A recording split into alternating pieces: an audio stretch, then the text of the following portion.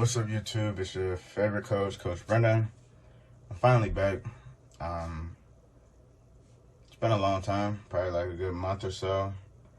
Been a pretty rough experience going on.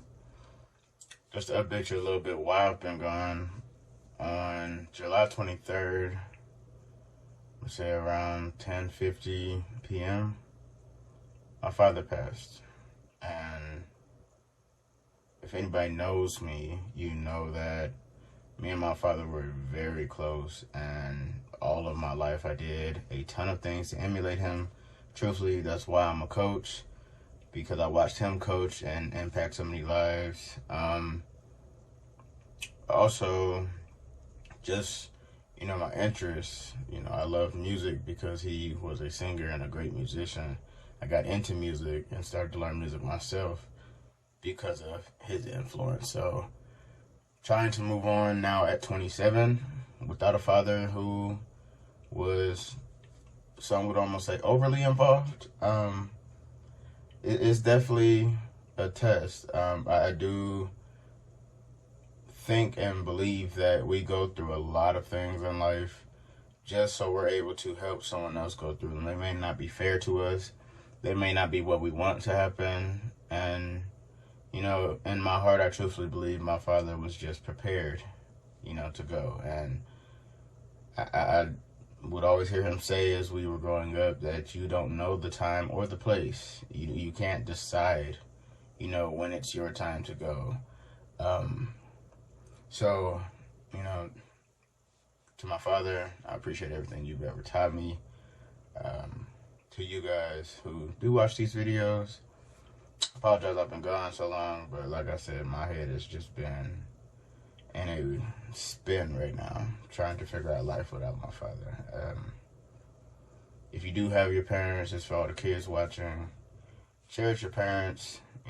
Please listen to the things they tell you. There's a lot of things in my adult life now that I'm able to navigate through because of, the teachings I had from not just my father, but both my parents. And now just having one parent left in the world and having to continue living while everybody else is going back to their normal lives, it's definitely a test. But, he never wanted us to be sad or upset. So I'm going to follow his directions and continue to live life to the fullest and fulfill the dreams I have. And YouTube is one of them. So, getting back to it. This video is about something my father loved. And we would spend countless nights watching Cops. Really, First 48, probably going to make a couple appearances on here. But we spent so many nights watching Cops from 6 to 8 p.m., 6 to 9 before I had to go to bed. So it only felt right. Responding to a domestic dispute. What's he look like? Wearing a white tank top? He's a black dude. White tank top, black shorts. White tank top, black shorts.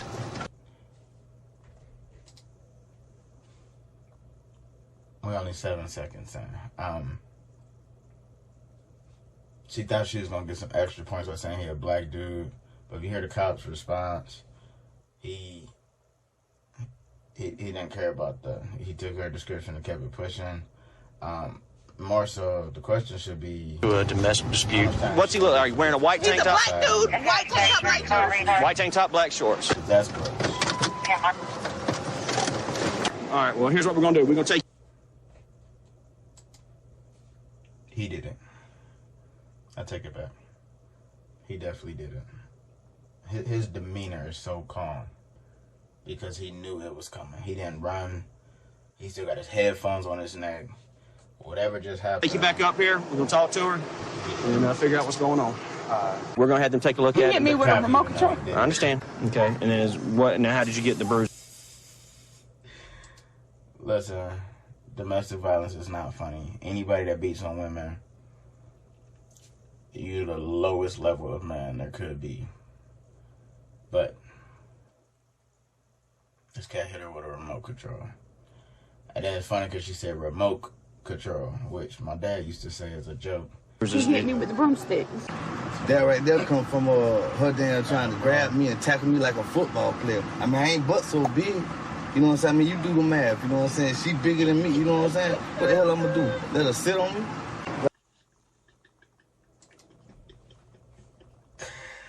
Oh, no. My boy said she tackled me like a football player. And then I'm only but so big. What I'm gonna do? Let her sit on me? Boy, she sit on you. I mean, it is what it is. I'm gonna set my charges. This is good. Car just passed by me with the driver and the passengers without their seatbelt on, and also failed to maintain lane. We'll go ahead and pull them over and talk to them, find out what's going on.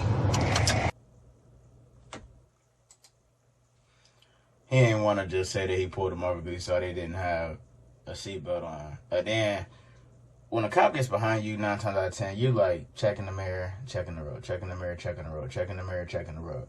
So you may swerve a little bit while you looking back and forth. All right, so that may be why they were failing to maintain their lane. Now, if you have nothing to hide, you shouldn't be nervous. Which really ain't true, because... Let me ask you a question, all right? Yes, sir. Is there anything illegal inside this vehicle? No, sir. Nothing at all? No, sir. What about on the gentleman that's in the car? Nothing? All right, come here. Hey, it's your wife right here? Yes, sir. My partner ended up finding what appeared to be some meth in the driver's side. Got some meth under the passenger side, really dark purple. Positive for meth. Both of them tested positive for meth? Both of them. Okay, I found a little baggie of meth under your seat. Before she gives her explanation, pause the video.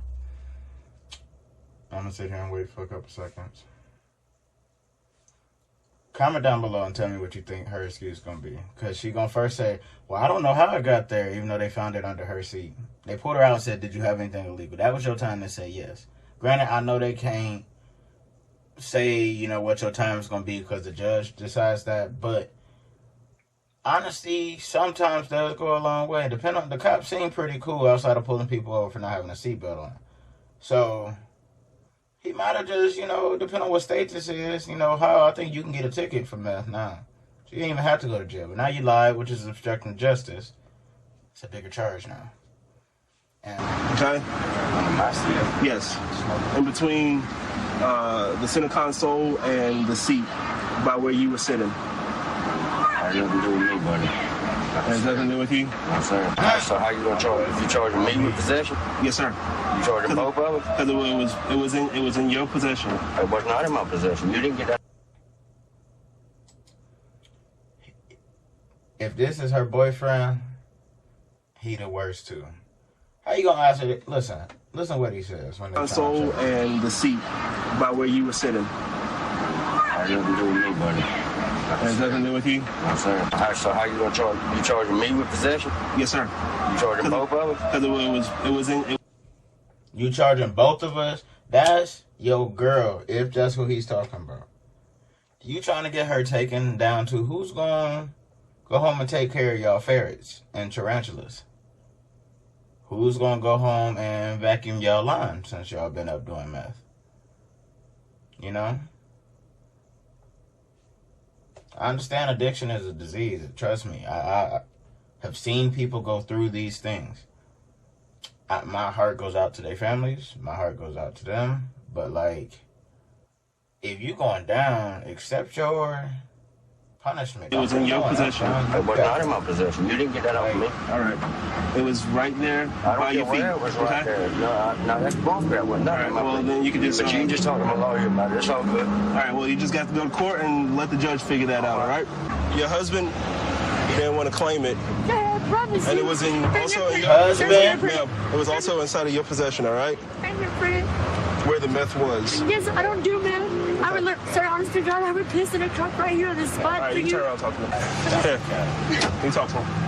Man, why the hell did you put that stuff? Maybe I did. That's what I told them. I said it had to be somebody. It's not mine. It's not mine, baby. You know better than to be mine. I've been at work all day and just got in the car.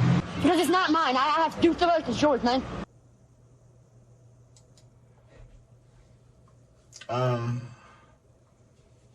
I think it's hers. Because he a little animated about the fact that it's not his. And she really just like overdoing it. Like, but it can't be mine. it's not mine, and say it's yours. You might as well just say it in front of the cops. Take the charge from me. Like, my boy said he's not hearing that. We both going. We both eating bologna sandwiches with a cup of water tonight. It's clear out here. Oh, we got a deal going down. Y'all both going. You're out here dealing drugs again, buddy? The only reason why you're here, you know me and I know you, right?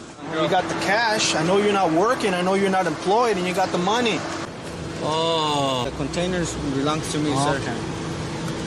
Yeah, he Well, says. that's a lot of rock. He says. All right. Yeah. Couple things. I don't like how my boy came up just, I know you don't work, and I know this, and blah, blah, blah, blah, blah. How you know he not an ice cream man or something?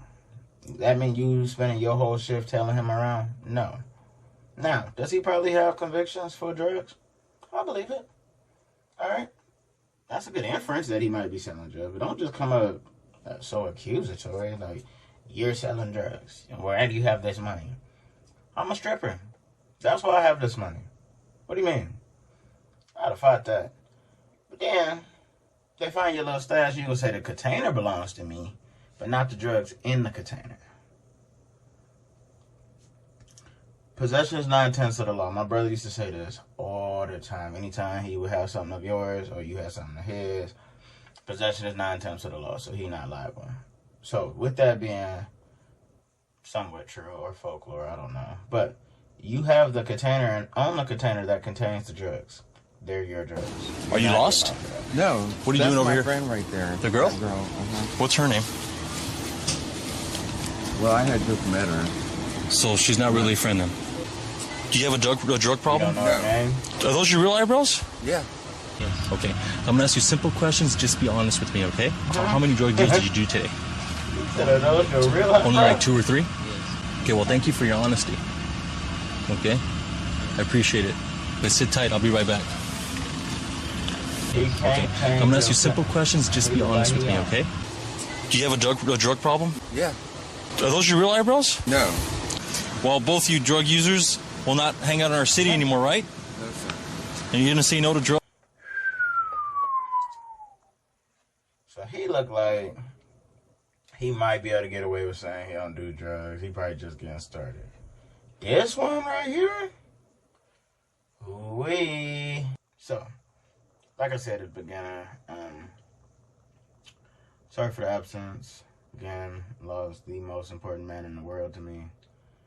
And, I've just been trying to resume life. I'm still coaching.